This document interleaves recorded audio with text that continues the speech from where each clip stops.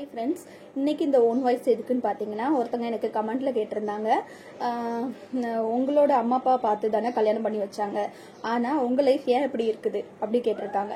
எங்கள் அம்மா அப்பா தாங்க பார்த்து கல்யாணம் பண்ணி வச்சாங்க. ஆனால் அம்மா அப்பா பார்த்து கல்யாணம் பண்ணி வைக்கிற வாழ்க்கை வந்து எப்போதுமே நல்ல வாழ்க்கையாக இருக்கும்னு நினச்சி தான் நம்ம பொண்ணுங்களுக்கு வந்து பொண்ணோ பசங்களோ நம்ம பிள்ளைங்க வாழ்க்கை நல்லா இருக்கணும், அவங்க நல்லா வாழணும், எங்கேயும் போய் நம்ம பட்ட கஷ்டம் மாதிரி எந்த குழந்தைங்களும் படக்கூடாது அப்படிங்கிறதுக்காக தான் வந்து பார்த்து பார்த்து ஒவ்வொரு விஷயங்களும் பார்த்து நம்மளுக்கு கல்யாணம் பண்ணி வைப்பாங்க.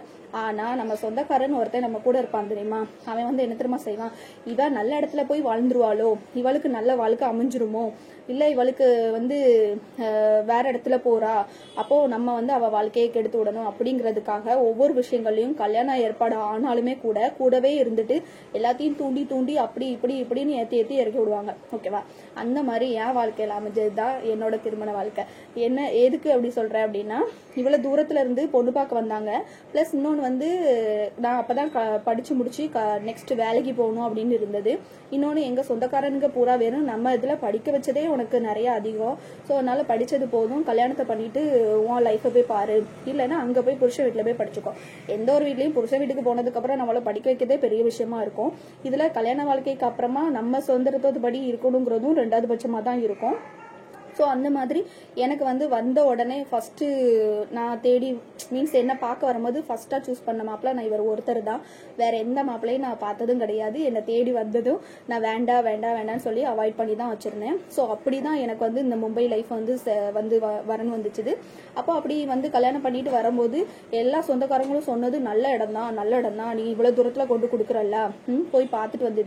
அப்போ எங்க சொந்தக்காரன் கூட்டு வரும்போது நம்ம என்ன நினைப்போம், சொந்தக்காரன் தானே கூட்டு வந்து நம்மளுக்கு கல்யாணம் பண்றான், அப்போ அவங்க வந்து நம்மளுக்கு என்ன கெடுதலா பண்ண போறாங்க அப்படின்னு அவங்க மேல நம்ம ஒரு நம்பிக்கை வச்சிருப்போம். ஓகேவா, அந்த நம்பிக்கைப்படி நம்பி ஏமாந்ததுதான் என் லைஃப். ஓகேவா, அதனால நம்பி ஏமாந்ததுக்கு அப்புறமும் இங்க வந்து எல்லா வாழ்க்கை இந்த மாதிரி ஆயிட்டா அப்படி இப்படின்னு சொல்லி நிறைய விதத்துல எங்க அம்மா இப்போ வரைக்கும் கஷ்டப்பட்டுட்டே தான் இருக்கிறாங்க. ஏன்னா நம்ம ஒரே ஒரு பொண்ணு இவ்வளவு தூரத்துல கொடுத்துட்டோமேன்னு சொல்லி எங்க அம்மா வருத்தப்படாத நாளும் கிடையாது, என் வாழ்க்கை இப்படி இருக்குதுன்னு சொல்லி தினம் அழாத நாளும் கிடையாது.